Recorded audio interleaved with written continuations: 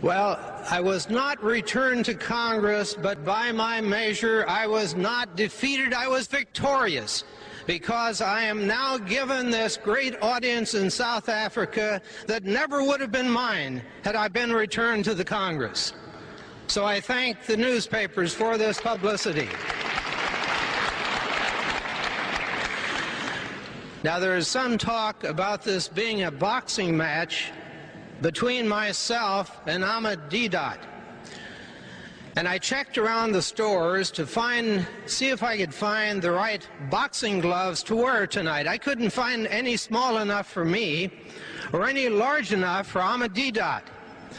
So we aren't going to box with each other. We're going to talk about the same subject.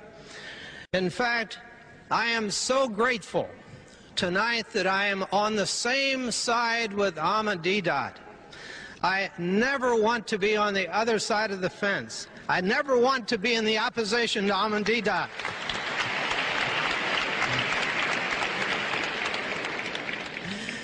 As I ponder the provocative topic of this symposium, is Israel set up for destruction, my thoughts keep returning to the appearance of an Israeli citizen recently in a small dining room on Capitol Hill in Washington, D.C. Get the picture. His name is Israel Shahak. He is the speaker of the occasion. He is a professor of chemistry at Hebrew University. He is a Jew. In his audience are people who work for U.S. congressmen, a few former members of the Congress, former career diplomats of the United States, and others interested in the peace movement for the Middle East, perhaps 75 people in all. The speaker is ordinary in appearance, about my height. He has gray, wispy hair. He wears thick glasses. He speaks softly. The noise from the adjoining dining rooms make it very difficult for any of us to hear what he has to say, but his words are well worth straining to hear. He is remarkable. He knows adversity and fear as do few people on earth. He is a survivor of one of Adolf Hitler's death camps for Jews, a survivor of the Holocaust, himself a Jew, and in his words, a law-abiding citizen of Israel. No one will accuse him of being anti-Semitic. And as a survivor of the Holocaust, no one will accuse him of being indifferent to the suffering of Jews under Nazi Germany. He makes his living teaching chemistry, but his calling is decency in human relations. He warns against the destructive course of Israeli policy. He cries out with concern for the plight of the Palestinians, and he expresses anguish for the future of the land that he loves and wants to keep loving, the state of Israel. In another time, he would be a prophet, and the Christian Bible that Ahmadinejad knows so well might well contain a new book, a book of Shahak. He's a modern-day prophet, calling upon his own people in Israel to repent their sins against their neighbors, trying to awaken at the same time the people of the United States to the grim and awful truth about what is really happening inside the state of Israel. He expresses his warning and his anguish in Washington, D.C., which is just exactly the right place, because the U.S. government is the lifeline for the state of Israel.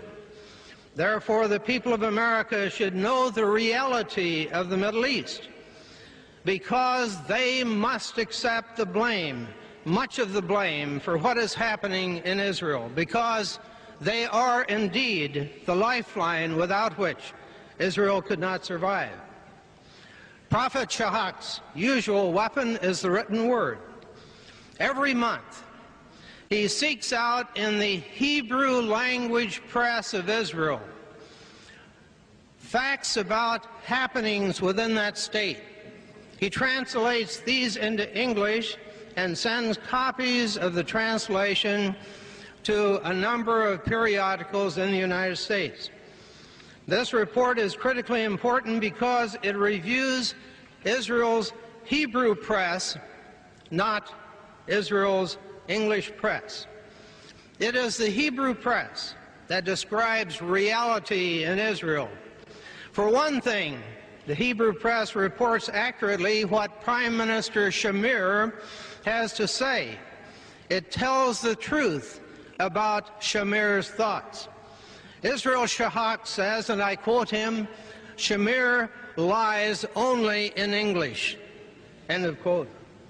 That is to say, if you really want to know what is on Shamir's mind, listen to what he has to say in Hebrew. The English press in Israel is tailor-made for foreign consumption, designed mainly for the people of the United States, to support and reinforce the powerful effect of Israel's lobby in the United States, where all that is good about Israel is emphasized and exaggerated, and all that is evil is ignored or rationalized. In contrast, the Hebrew press in Israel tells it like it is. Each month, Israel Shahak seeks out and translates into English those portions of the Hebrew press that reflect true conditions about that country, true trends within Israel, and facts about what is really happening within the occupied territory in the West Bank and Gaza. Israel Shahak, like myself, speaks mainly without gestures, but his words come like thunder, and his words help to answer the question of this symposium. That very fundamental and searching question: is Israel set up for destruction? Or more precisely, perhaps, is Israel setting itself up for destruction? Listen to the words, the evidence from this Israeli citizen, not evidence from myself, who some say has a certain bias, but from this illustrious citizen of Israel who has no anti-Israeli bias whatever. Listening to Israel Shahak speak and reading his commentaries, one cannot miss towering evidence of self-destruction. Working within Israel's Jewish citizens are forces that are literally shaking society to its very roots. If Israel is set up for destruction, the forces of greatest menace to its survival come from within and are largely Israel's own making. Israel Shahak draws somber and sobering parallels between events in Nazi Germany in the 1930s and what is happening within Israel today. In Nazi Germany, Jews were treated as subhumans, as things to be manipulated, to be abused, to be humiliated, to be destroyed. And Hitler's first goal was to make life so miserable that Jews would leave Germany. He wanted the Jews simply to pack out and leave Europe. There was no thought in those early years of destroying the Jews in the death camps. The final solution did not come until years later. And today, in many ugly, terrible ways, the leaders of Israel are saying of the Palestinians, they must go, they must get out, just like the Nazi message to the Jews in Europe: you must go, you must get out. Indeed, "They Must Go" is the title of a book, a very candid book, written by Israel's candid but popular rabbi politician Meir Kahane. And Kahane is not the only one who harbors these terrible thoughts that the Palestinians must pack up and go. "They must go" is the unspoken solution of the Israelis to the Palestinian problem, and it's a solution that is accepted and supported by many Israelis and many Israeli politicians, not just Rabbi Meir Kahane. Israel's goal is clearly to make life so miserable that Palestinians will leave the occupied territory. To their Israeli masters, Palestinians are not people, they are subjects. They are not human beings, they are not children of God, they are things.